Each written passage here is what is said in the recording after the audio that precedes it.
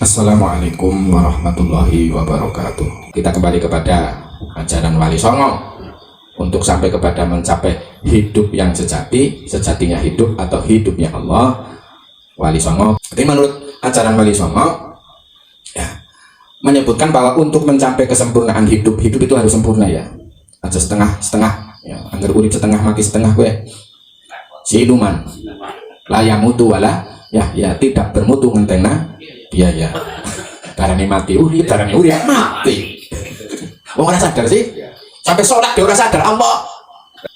Hidup itu harus memperhatikan 4 hal, yakni tanggale syahadat, purnama syahadat, panglong syahadat, pati syahadat.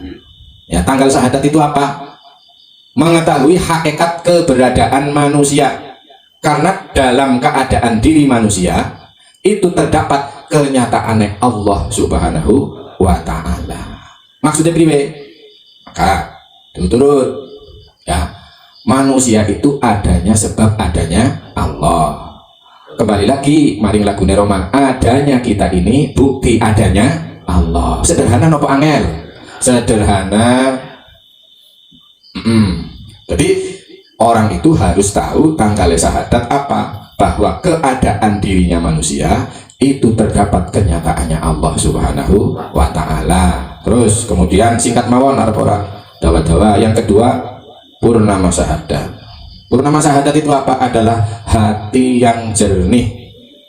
Jernih artinya kalau sudah jernih itu dia tidak mengaku-ngaku wujud, tidak mengaku-ngaku ada, karena sudah berada pada Allah Subhanahu wa ta'ala yang sifat wujud atau zatnya meliputi semua keadaan. Jadi atine bersih bening lah, sing sok marahna dadi atine ku reget ya, atine ku kotor, atine ku berdebu, niku mergo anglintasan anganan pikiran dan perasaan hawa nafsu. Orang bangun tidur itu bersih, tapi sejenak kemudian menjadi berdebu, kotor, ini dan itu. Mikir, baru apa? Dipikir, digayu, menilai, menghakimi. Kue budak. Nah, rata-rata manusia ini penuh dengan asumsi, prediksi, prasangka, penilaian dan penjastisan. Ujar-ujar si derek siapa? Wong langkah siapa-siapa nih kok? Berarti aku sebagai pikiran dan aku sebagai perasaan itu yang harus diwaspadai. Siapa yang mewaspadai? Kesadaran yang sudah jernih. Begitu ya, itu namanya purnama syahadat. Purnamanya petang apa padang? Padang atau petang. Ya, butuh sadar. Nah, yang harus difahami bahwa seseorang itu hendaknya mencapai hidup yang sejati harus menyadari bahwa segala sesuatu yang berwujud fisik ini pada dasarnya tidak ada atau tidak berdiri dengan sendirinya. Contoh, ya kita lihat pedus, kita lihat pohon, kita lihat termasuk tubuh kita. Ini yang mewujudkan siapa? Yang tadinya tidak ada sekarang jadi ada siapa? Allah. Terus sekarang kita kan bisa melihat, mengamati wujud kita kan, fisik kita, ya enggak? Itu kan dengan kesadaran ya. Itu lah, mengamatinya kita, melihatnya kita kepada alam fisik ini ya juga dengan Allah atau dengan adanya Allah. Tangi turu ada kan? Akhirnya jadi baru pirang-pirang kan? Bisa melihat apa saja.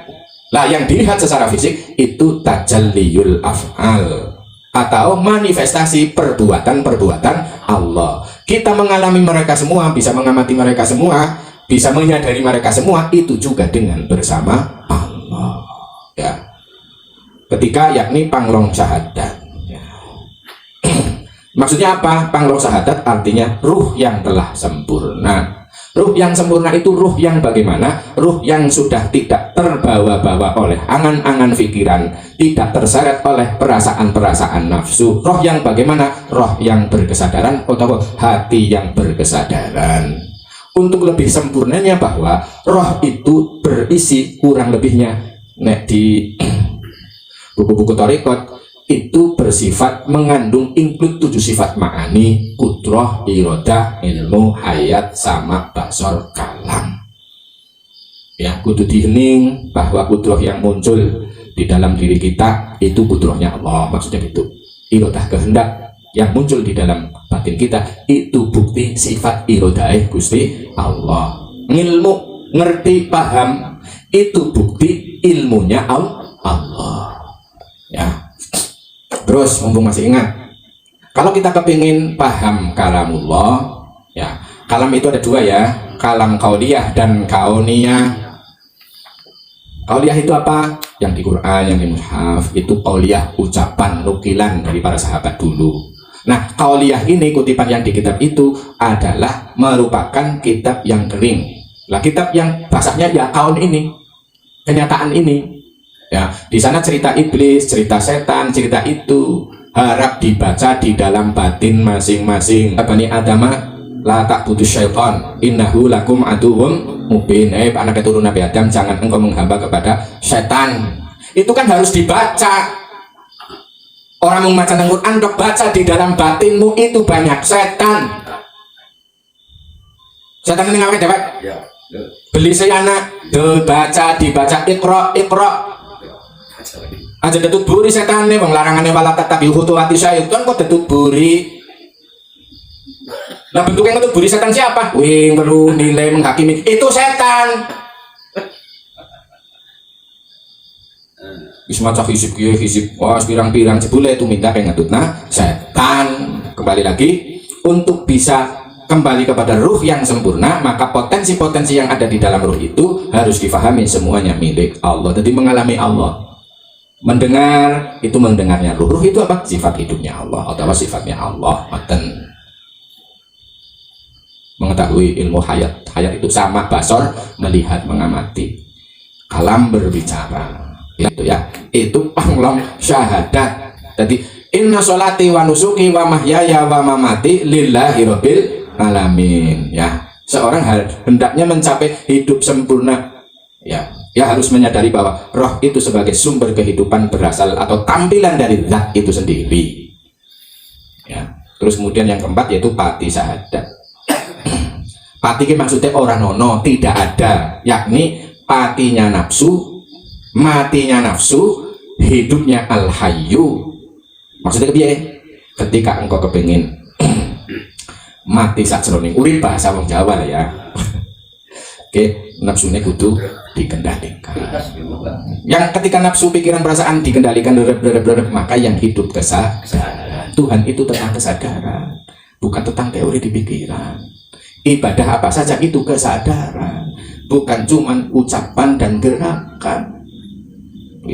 Nah, kalau kita sudah paham seperti itu, maka kita sudah mengerti kalimat isi daripada inna lillahi wa inna ilaihi raji'un.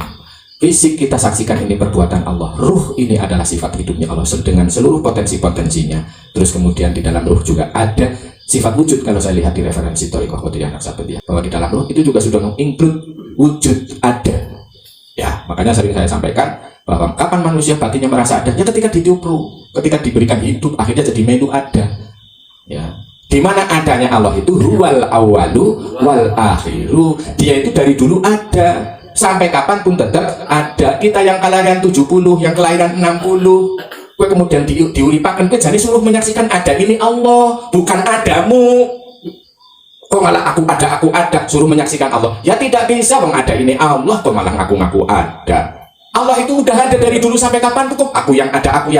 Ya orang paham adanya Allah. Paham gak? Punya lah. Tuh. Karena waktu yang sudah cukup, kiranya cukup sekian dari saya. Kita lanjutkan pada pertemuan yang akan datang. Semoga bermanfaat. Wal afu minkum wa minallah. Wassalamualaikum warahmatullahi wabarakatuh.